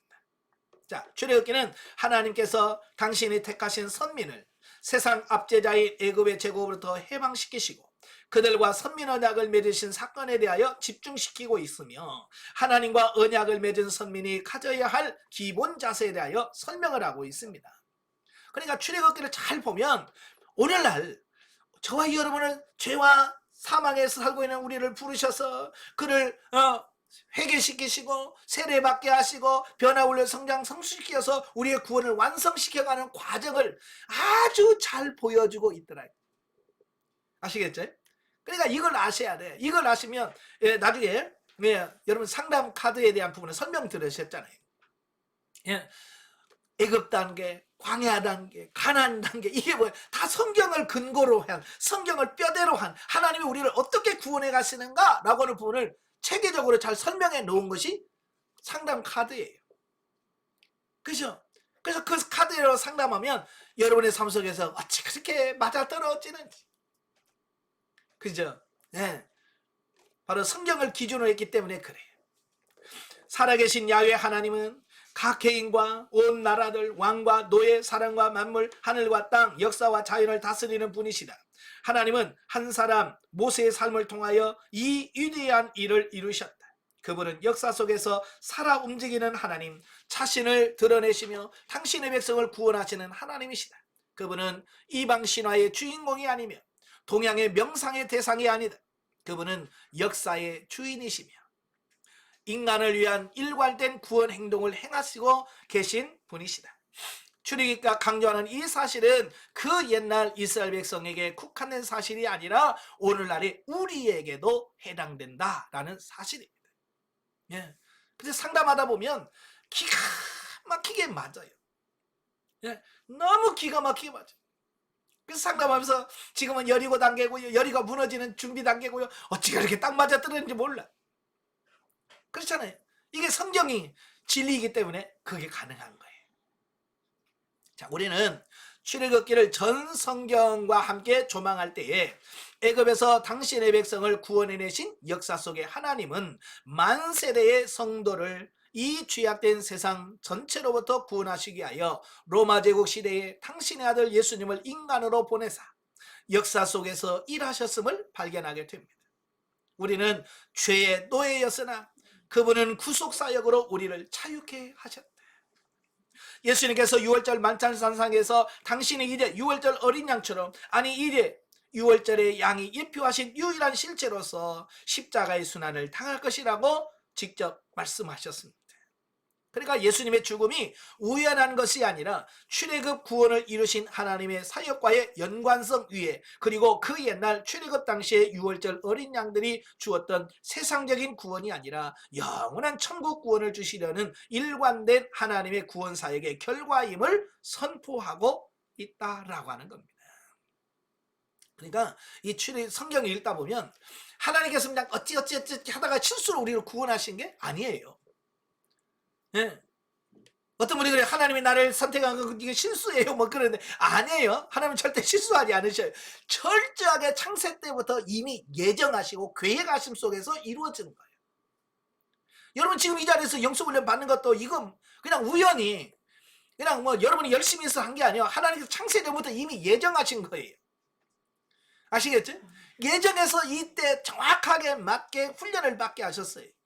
그러니까 이 하나님의 뜻을 정확하게 이해한다면 그냥 대충대충 받지 말고, 하나님께서 창세전부터 예정하셔서 이 훈련을 받게 하셨는데 그냥 대충 받으면 되겠어요? 그죠? 아닌데죠. 철저하게 훈련을 받아서 정말 하나님이 원하시는 그 수준까지 가셔야 된다라는 겁니다. 자, 이와 같은 출애굽기의 말씀들이 우리에게 강조하는 메시지들을 요약해보면 모두 16가지가 쭉 나옵니다. 네, 오늘날 모든 인간은 죄의 노예라는 사실, 쭉 한 번씩 읽어보면 다 이해될 수 있는 부분들이기 때문에 한번 쭉 읽어보시면 좋을 것 같아요. 네. 그리고 이제 넘겨서 구속사적 이해입니다. 172페이지. 구속사적 이해를 보면, 자, 우리가 이제 구속사라고 하는 그걸 이해하려면 꼭 이해해야 될 게 뭐냐? 출애굽기예요. 예, 출애굽기를 이해를 해야 구속사를 이해할 수가 있어요. 왜냐? 범죄한 인류를 구원하시려는 구속과 경륜을 이 출애굽기를 통해서 잘 보여주고 있기 때문이다라고 하는 거예요. 그래서 구속사에서 출애굽기는 매우 중요하다. 그래서 이 구속사를 좀 보다 보면 좀 어려울 수도 있고요. 재미없을 수도 있어요. 그럼에도 불구하고 우리가 연구해야 되고 잘 기억해야 돼요. 사실 이 서론적 이해, 신학적 이해는 그렇게 쉬운 문제가 아니에요. 저도 서울에서 훈련해서 강의할 때 그 강사분들이 한 10명 됐어요. 그 10명 되는 분들이요, 강의할 때 강의 주면 싫어하는 파트가 뭐냐면 이 서론적 이해, 신학적 이해, 구속사적 이해, 이걸 싫어합니다. 왜냐하면 재미가 없거든요. 그죠? 뭐 재미도 별로 없어요. 네. 그래서 이 강사님들이 제일 싫어해요. 근데 희한하게 그 훈련에서는 나만 시켜. 내가 강사 중에 제일 어리고 제일 나이도 젊고 그러니까 저를 시켰는지 모르겠습니다만은, 그래서 이 서론적 이해를 하면서 저도 야 진짜 어렵다, 너무 힘들다, 그런 생각을 했는데 하다 보니까 너무 재밌는 거예요. 이걸 알아간다라고 하는 거. 예. 그러니까 구속사적 이해를 보면 좀 신학적인 부분이 많기 때문에 좀 어려울 수도 있어요. 그럼에도 불구하고 이건 매우 중요하기 때문에 좀 딱딱하더라도 잘 들으셔야 돼요. 아시겠죠? 자, 본서에 기록된 사건들은 언약 백성인 이스라엘의 기원과 연관되어 있습니다. 자, 그래서 출애굽 사건은 이스라엘의 신앙과 삶의 핵심에 자리 잡고 있다라고 하는 겁니다. 이 출애굽 사건은요, 이스라엘 앞으로 신앙생활하는 모든 부분의 가장 핵심적인 부분이에요. 그래서 하나님은 끄떡하면 뭘 할 때마다 항상 뭐라 그래요? 나는 너희를 애굽에서 구원해낸 여호와니라. 항상 그 말씀부터 시작을 해요. 그만큼 이 출애굽 사건은요, 이 영적인 삶에서 굉장히 중요한 거예요. 예. 다시 말하면 출애굽 사건은 구속의 전형을 이루기에 이스라엘의 신앙 고백과 예배의 중심이 되고 있다라고 하는 겁니다. 오늘 여러분도 마찬가지요. 왜 예배 드려요? 왜 하나님께 헌금도 하고 왜 봉사합니까? 그 출발점은 뭐예요? 하나님이 나를 구원해 주셨기 때문에. 그렇잖아요. 주님이 나를 구원해 주셨기 때문에 그 은혜 감사해서 내가 예배하는 거고, 그 은혜 감사해서 찬양하는 거고, 그 예배 감사 감격해서 헌금도 하고 봉사도 하는 겁니다. 이 모든 신앙의 출발점은 구원이에요. 바로 이스라엘 백성도 마찬가지예요. 하나님께서 그들에게 야 이렇게 살아 이렇게 살아. 왜? 내가 너를 구원해 줬잖아. 그런 거거든요. 그러니까 이 출애굽기는 굉장히 중요한 거예요. 그래서 시편 기자는 출애굽 당시 이스라엘 백성들을 보호하신 하나님의 전능하신 활동과 지극하신 사랑을 찬양하고 있습니다. 정말 이스라엘 백성들 입장에서는 이 구원이 얼마나 큰 은혜요. 그죠? 그래서 그 하나님의 구원과 그 은혜를 찬양하고 있는 거예요. 그래서 오늘도 저와 여러분이 나를 구원해 주신 그 주님을 찬양하고 그 하나님께 영광 돌리는 삶이 되셔야 돼. 400년 동안 애굽의 노예로 지내던 이스라엘을 제사장 나라와 거룩한 백성으로 부르심을 받아 애굽에서 해방된 노예로 지내던 민족이 하나님께 속한 백성이 될 수 있었던 원인은 그들이 어떤 자격을 소유한 데 있지 않았다. 그들이 선민이 된 것은 하나님께서 주권적으로 선택하셨기 때문이다. 그리고 아브라함에게 약속하신 언약 때문이다라는 겁니다. 그러니까 신명기 7장에 보면 하나님께서 그래요. 내가 너희를 택한 것은 너희가 다른 민족보다 숫자도 많은 것도 아니고 너희들이 내 말을 잘 들어서도 아니다. 오늘 여러분도 마찬가지예요. 여러분이 뭐 다른 사람보다 이뻐서 부른 거 아니에요. 예? 예수 안 믿는 사람 여러분보다 이쁜 사람 훨씬 많아. 여러분보다 돈 많은 사람 훨씬 더 많아. 예? 여러분보다 똑똑하고 잘 배운 사람 많아요. 근데 왜 하나님은 그들을 선택하지 않으시고 왜 우리를 부르셨을까? 두 가지예요. 첫째는 하나님의 주권적 선택이에요. 이게 뭐냐? 사랑이에요. 사랑. 하나님의 사랑이 우리를 선택하는 걸로 나타나. 그죠? 예. 내가 너를 사랑했다. 그래서 내가 너희를 선택했다. 이건 하나님의 주권적인 거예요. 우리가 뭐 하나님 앞에 구원해 주세요. 뭐 금식 기도해서 구원해 줬어요? 안 했잖아요. 우리는 하나님도 모르고 그냥 내 멋대로 살았어. 근데 하나님께서는 그의 사랑으로 나를 부르셔서 우리를 자녀로 삼아주신 거예요. 이건 하나님의 주권적 사랑인 거예요. 두 번째는 뭐냐? 아브라함에게 약속하신 언약 때문이다. 예, 하나님은 이미 아브라함과 언약을 했잖아요. 내 민족을 내가 지켜주고 다시 돌아오게 하고, 예, 그 큰 민족을 이루게 하고, 그를 통해서 구원 역사를 이루겠다라고 약속했어요. 그러니까 하나님은 그 약속 때문에 그렇게 말 안 듣는 이스라엘 백성들을 끝까지 사랑하고 그들을 이끌어갈 수밖에 없었던 거예요. 예. 오늘도 하나님은 여러분에게 약속하셨어요. 내가 너희를 싫어 버리지 아니하고 끝까지 내가 너를 구원해 주겠다고 약속해 주셨습니다. 그 하나님의 약속이 지금 여러분의 삶 속에서 이루어져 가고 있는 거예요. 그래서 그 약속만 아니면 여러분 죄질 때마다 아이고 저거 버려.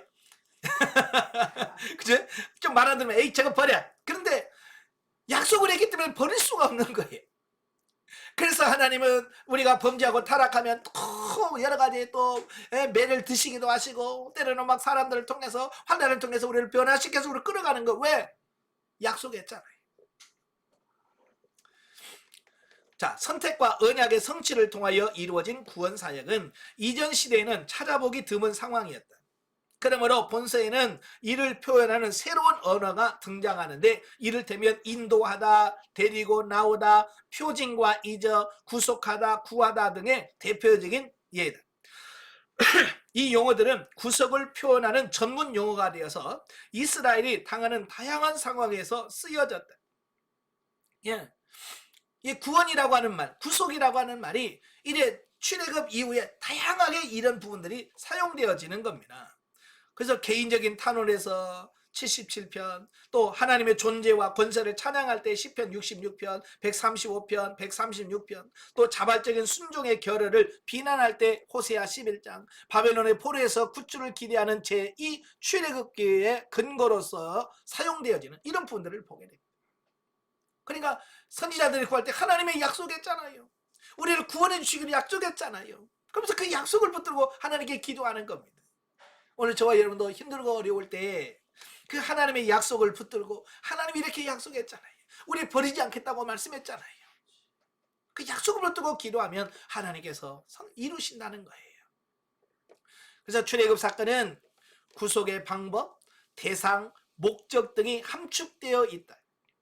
이것은 이스라엘을 애굽에서 구출하시는 하나님의 활동에서 또 십계명과 언약서에 나타난 선민의 임무에서 그리고 죄의 잔재가 있는 성도들을 통치하기 위한 성소와 희생 제사 제도를 통해서 다 제시되어지고 있습니다. 본서에 나타난 하나님의 구속 활동에 대한 특징을 살펴보면 첫째, 구속의 주체가 누구냐? 구속의 주체는 하나님이나 이걸 말씀해주고 있어요. 예, 본서에서 처음으로 제시된 성우인 여호와에서 구속의 주체를 발견하게 됩니다. 그러니까 족장들은 하나님을 전능하신 하나님 엘샤다이로만 알았어요. 예. 그런데 여호와라는 칭호는 몰랐어요. 예, 여호와라는 이름은 몰랐어요. 그 여호와의 이름은 바로 시내산에서 모세를 부르시면서 누구가 보냈다고 할까요? 라고 말할 때 스스로 있는 자가 보냈다고 해라. 그때 그 말이 여호와라는 말이 그때부터 나오게 되어지는 거예요. 그래서 이 아까도 말씀드렸지만 여호와라는 이름은 항상 언약을 체결할 때 쓰는 하나님의 신령이다. 아시겠죠? 예. 그래서 이 성어의 의미에 대하여 논란이 많으나 대체로 계획을 세우고 거기에 따라 행동하시는 하나님이란 뜻으로 해석이 됩니다. 이 계획은 피조물의 구원과 관계된 것이다. 창세기 12장, 15장, 17장은 하나님께서 아브라함에게 후손들을 구원하시고 복 주시겠다고 다짐하신 구속의 계획을 제시하고 있다. 네. 이 약속대로 하나님께서는 이스라엘을 애굽의 속박에서 구원하셨다. 구속에 대한 하나님의 주도권은 구원의 계획을 세우실 뿐만 아니라 그 계획의 성취에도 나타납니다. 즉 이스라엘이 구원받을 만한 자격이 없으므로 하나님께서 약속하신 대로 구원하시기 위해서는 하나님의 무조건적인 사랑이 필요했다라는 겁니다. 흠이 있는 이스라엘을 선민으로 삼으신 하나님의 사랑을 원문상 헤세드라고 표현합니다. 그 히브리어 헤세드는 인애라는 말로 우리 번역을 해놨어. 인애. 이는 선민이 죄를 범하였어도 언약에 근거하여 변함없이 구원의 은혜를 베푸시는 사랑을 뜻한다. 그러니까 우리가 구원받을 만한 자격이 없어. 사랑받을 자격이 없어. 그럼에도 불구하고 우리를 사랑하시고 우리를 구원해 가신다. 이게 구원의 주체가 내가 아니고 하나님이시기 때문에 그렇다라는 겁니다. 아시겠죠? 예. 만약에 여러분에게 너 사람들 구원시켜봐. 그러면 여러분 누굴 구원시키겠어요? 사람마다 다 흠이 있어. 쟤는 말 안 들어. 쟤는 안 돼. 쟤는 미워. 너는 못 받아. 그럴 거 아니에요. 그죠? 그래서 하나님은 우리에게 구원을 네가 뭐 구원시키고 뭐 이게 아니라 하나님께서 알으셔서 하나님이 주체가 되셔서 구원을 완성시켜 가신다라고 하는 사실입니다. 아시겠죠? 예. 자, 그다음에 구속의 방법. 자, 구속의 방법은 하나님께서는 사랑과 언약에 근거하여 인간을 구원하신다.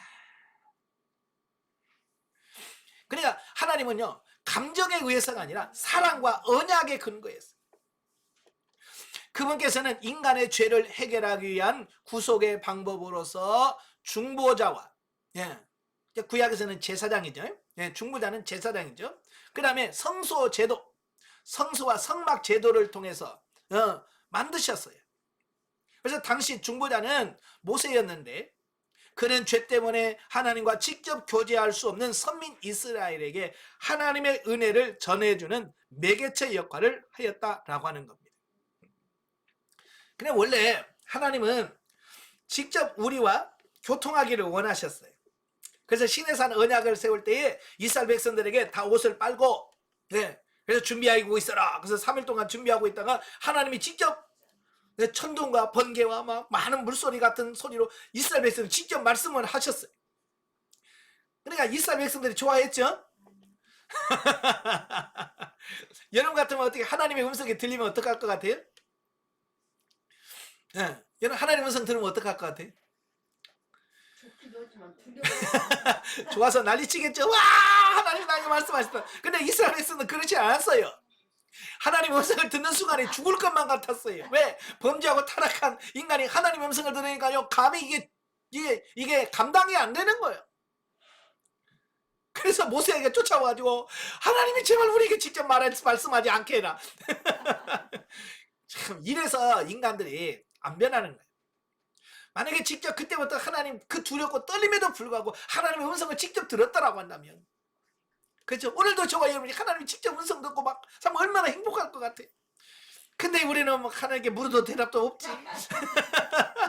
그렇지? 그러니까 막 신앙생활 어렵지. 막 그렇잖아요. 근데 사실은 우리 범죄하고 타락한 인간이 하나님의 음성을 들으면 감당할 수가 없어요. 그걸 하나님이 아셨어요. 그래서 너희들은 안 돼. 이걸 가르쳐 주려고 너와 나 사이는 중보자가 필요해. 이걸 가르쳐 주려고 직접 말씀해 보셨던 거거든요. 예. 아니나 다를까 그들이 하나님 음성 듣자마자 모세가 가지고 제발 하나님 직접 말씀하지 않고 당신이 가서 하나님 음성을 듣고 와서 우리에게 전해줘라. 그러면 우리는 그걸 하나님의 말씀으로 알고 지키겠다. 이제 그렇게 약속을 해요. 자, 그때부터 이제 모세가 하나님과 인간의 중보자가 되어지는 거죠. 예.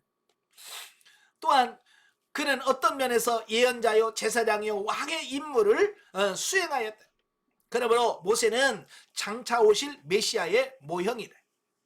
중보자의 모형이요, 예표란 말이에요. 성소는 하나님께서 그분의 백성 중에 임재하시는 걸 상징합니다. 그래서 출애굽기 25장에 보면 하나님께서 야 성막을 만들어라 그러면서 뭐라고 그래? 내가 거기서 너희와 만나겠다. 예, 성막을 만드는 이유는 뭐냐면 하나님은 어딘지 계셔. 그러나 상징적인 하나님의 통치, 다스림에 대한 장소가 필요한 거예요. 자, 우리나라도 대통령이 당선이 되면 옛날에 청와대로 들어갔지. 예, 자 이렇게 들어가. 왜? 거기서 통치를 하는 겁니다. 그래서 예전에는 청와대, 미국은 백악관, 그러면 그 말만 들은 순간 대통령을 딱 연상하게 돼. 그죠? 왜? 거기에서 대통령이 살면서 통치를 하니까. 마찬가지로 우리도 성막하면 하나님이 통치하시고 다스린다. 이걸 연상케 하고 그 하나님의 통치를 받아들이게 하기 위한 하나님께서 그런 과정으로 이 성막을 허락하신 거거든요. 또한 그곳은 선민이 하나님과 온전히 교제할 것을 보장하는 장소였다. 하나님과 온전한 교제를 갖기 위해서는 성소에서 행하는 희생 제사 제도를 통하여서 죄를 용서받아야 한다. 따라서 성소는 하나님께서 당신의 백성과 만나시고 그들을 거룩하게 하시는 곳이 어디냐? 성소다. 예. 그래서 성막을 통해서 범죄한 인간이 가서 죄를 용서받게 되고 하나님과 교제하게 되고 하나님의 말씀을 두고 만나게 되는 거예요. 그래서 저와 여러분이 신약시대는 여러분 자신이 성전이 돼야 돼요. 그죠? 그래서 사도 바울도 너희가 하나님의 성전인 거 알지 못하느냐. 자, 그렇게 말씀하고 있는 거예요. 자, 성소에서 시행되는 희생 제도와 연관된 것이 구속 또는 대속 제도입니다. 이 대속 구속은 대신 갚아주는 거예요. 그죠? 여러분 예전 어린아이들이 잘못해가지고 남의 집 유리창 깨요. 그러면 부모들이 가서 뭐예요? 아이고 미안해요. 자 유리창 끼워줄게 하고 대신 갚아주잖아요. 예? 근데 부모가 네가 깼으니까 네가 갚아 이런 부모 있어요 없어요? 설마 있겠죠 그런 사람도. 예, 세상에 악하니까 네가 깼으니까 네가 알아서 해 라고 하셨지만 하나님은 그렇게 하지 않으시고 그래 깼니 내가 대신 갚아줄게 그러시는 거거든요. 내가 죄 졌니 내가 용서해줄게 이런 거. 거기서 뭐야? 대속 구속이란 말이 나오는 겁니다. 우리의 죄 문제를 우리 스스로가 해결하고 처리할 수 있는 능력이 없는 거예요. 그래서 할 수 없는 우리들에게 하나님께서 해가 아니라 예수 그리스도를 통해서 대신 갚아주셔 죄의 값을 치르게 하시 그리고 구원하시는 거거든요. 그게 가장 잘 보여주는 게 뭐예요? 6월절의 어린 양 사건인 거예요. 예. 어떻게 우리가 장자를 살릴 수 있어요? 못 살리죠. 그러나 대신 어린 양이 죽으심으로 어린 양이 죽어. 그래서 그 피를 바름으로 인하여 그 집은 넘어가. 그래서 6월절 넘어간다. 6월절. 오늘 저와 여러분도 마찬가지. 우리 스스로 내 죄를 깨끗하게 할 수 없어요. 그러나 예수 그리스도의 보혈의 피가 우리에게 발라진다면 우리의 죄는 씻어지게 되고 하나님부터 세삼을 받고 구원에 이를 수 있다라고 하는 것을 우리에게 보여주고 있습니다. 예. 바로 이런 사건들을 통해서 우리들에게 보여주고 있는 겁니다. 그래서 이 출애굽 사건은 어떤 허구가 아니에요. 실제란 말이에요. 실제. 자, 맨 밑에 보면 그것을 입증하는 것이 원문에 나오는 나찰이란 용어다. 이 단어는 구약에 나타난 하나님의 놀라운 구원 행동을 가리키는 것으로 대부분 물리적 차원에서 이루어지는 구원을 지칭하는 데 사용됐습니다. 그래서 이스라엘은 실제로 죄의 세력인 애굽으로부터 구원받았고 그것은 주변 나라도 인정하는 사건이었다라고 하는 것입니다. 그러니까 이스라엘 구원이 역사적인 실제 사건이었던 것처럼, 그죠? 오늘 우리의 구원 역시 실제하는 것으로 우리가 기억해야 된다. 이제 그 얘기거든요. 예. 우리는 실제로 마귀의 자녀에서 하나님의 자녀가 됩니다. 예? 그래서 하나님 나라의 왕이 됩니다. 하나님의 성전이 돼요. 하나님 나라의 제사장이 돼요. 그래서 신부가 돼요. 이게 뭐 이론이 아니라 실제다라고 하는 거예요. 마지막 세 번째, 구속의 목적입니다. 자, 하나님의 말씀에 나타나듯이 구속의 목적은 믿음의 공동체를 구성하는 데 있다. 예. 그래서 이스라엘 백성들을 구원해낸 것은 그들로 하여금 한 민족을 이루어서 하나님의 거룩한 백성, 하나님의 나라를 형성하기 위한 거다. 그래서 하나님과 지속적으로 교제하는 선민을 존재케 하는 데 있는 것이다. 그리고 제사장 나라라고 부른 데서 알 수 있듯이 선민은 오직 하나님께 헌신하여야 한다. 이스라엘은 헌신을 통하여 하나님의 다스리심이 곧 복을 의미한다는 것을 온 세계에 알려야 된다. 그러니까 하나님의 구원의 의미와 함께 하시는 것이 복이라는 사실을 만천하에 보여주시고자 이스라엘을 선택하시고 그를 부르신 거예요. 그러니까 하나님은 지금 눈에 보이지 않잖아요. 근데 하나님을 보이지 않는 하나님을 어떻게 보여줄 수 있어요? 예, 여러분의 삶을 통해서, 여러분 변화된 삶을 통해서. 예? 그러니까 나는 하나님이 어딘지 몰라. 나 하나님 안 보여. 그렇지만 당신을 보면 하나님이 누군지 알 것 같아. 당신을 보면 예수님이 보여. 이렇게 이 말을 듣기로 하나님 원하신다 그 말이에요.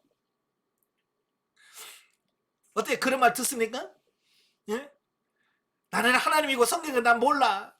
근데 당신을 보면 하나님이 살아계신 거 본 것 같아. 이런 말이 나와야 돼. 근데 그 반대로 나오니까 문제야. 교회 가고 싶은데 당신 때문에 내가 안 가. 이런단 말이야. 이건 구속의 목적을 우리가 전혀 이해하지 못하고 있다 그 말이에요. 제가 인천에서 목회할 때 전도하다가 어느 집에 들어갔더니 어느 남자분이 앉아 계셔. 문을 열어주더라고요. 들어가서 여러저는 얘기하다가 자기 부인은 교회 집사래. 네, 교회 열심히 다닌대. 그래서 이제 그때는 아이고 그러면 그 부인께서 그렇게 열심히 신앙생활 하니까 같이 신앙생활해서 같이 천국 가야 되지 않아요? 천국 같이 사셔야 되지 않아요? 그랬더니 그 남편이 갑자기 정색을 하더니 그래서 안 가요? 내가 그래. 그럼 뭔 말이에요? 그랬더니 여기 이 세상에서 사는 것도 지겨운데 천국 가서 같이 사는 그러면 우리 집사람 천국 가면 나 안 간대. 아이고야. 세상에 그런 사람도 있더라고요. 얼마나 못 살았으면. 그렇잖아요. 우리는 그렇지 않은 것만도 감사하시고 변화되셔야 돼. 그냥 우리를 통해서 변화된 삶의 모습이 나와야 돼. 아시겠죠? 예. 따라서 이스라엘은 하나님께 속한 백성으로서 하나님의 지시와 명령을 따르는 삶을 보여야 합니다. 말씀대로 사는 삶을 보여줘야 돼.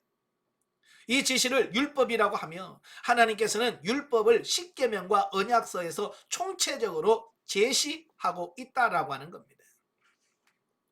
그래서 율법을 제시하는 서문에서도 나타나듯이 십계명은 하나님의 구원 활동을 기초한 것이므로 여호와 하나님과 구원받은 백성의 상호관계를 반영하고 있습니다. 예, 그래서 20장에 십계명을 주잖아요. 출애굽기. 그러면서 뭐라고 그래요? 나는 너희를 애굽에서 구원하는 여호와니라. 그러면서 십계명을 주시는 겁니다.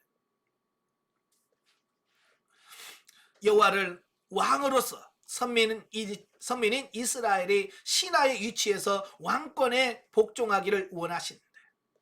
그러기에 만나 사건, 무리바 사건, 금송아지 사건 등을 통해서 이스라엘이 불순종했을 경우에는 하나님의 징계와 심판을 내리셨다. 이거 하나님이 친히 통치하고 다스린다는 것을 보여주는 사건이다라고 볼 수 있는 겁니다. 이 사실은 율법의 형태와 고대 근동의 계약 형식과 유사하다는 점에서 좀 더 분명하게 증거될 수 있다. 왕이신 하나님께서는 이스라엘을 구속하시며 인도하십니다. 그러므로 그분의 백성된 이스라엘이 하나님을 섬기는 것은 당연한 의무이다. 자, 결론입니다. 본서는 하나님께서 선민에게 어떤 은혜를 주시는가를 알려주고 있다. 하나님께서는 죄인을 구속하는 주체가 되신다.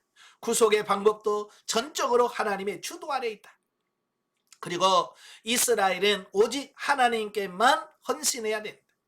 하나님께서는 이 사실을 드러나기 위해서 율법에 순종하면 복을 받고 불순종하면 징계와 심판을 받는다는 교훈을 선민이 영원히 지켜야 하는 규범으로 제시해주고 있습니다. 그래서 구약의 쭉 역사서가 이 말씀이 실제가 된다는 걸 보여주는 거예요. 그래서 역사 속에 하나님을 잘 섬기면 나라가 잘 되고 부강해.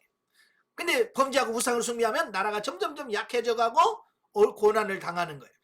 바로 이게 실제가 되어진다는 사실을 보여주고 있어요. 여러분의 삶도 마찬가지. 여러분이 하나님을 잘 섬기면 복을 받고 하나님과 멀어지면 징계를 받는다는 것, 여러분의 삶 속에서 꼭 기억하시고 하나님과 동행하신 여러분 되시길 바랍니다. 네, 기도하겠습니다. 은혜로우신 아버지, 오늘도 귀한 말씀 주셔서 감사합니다. 이 말씀들을 통해서 하나님이 어떻게 우리를 구원해 가신지를 이 출애굽 사건을 통해서 잘 보여주고 있습니다. 이 출애굽을 통해서 우리를 구원하신 그 하나님의 사랑과 은혜와 또 우리가 어떻게 살아야 되는지를 다시 한번 깨닫고 그렇게 사라져지는 우리가 다 되어지게 하옵소서. 예수님의 이름으로 감사하며 기도합나이다. 아멘. 하나님께 드립니다.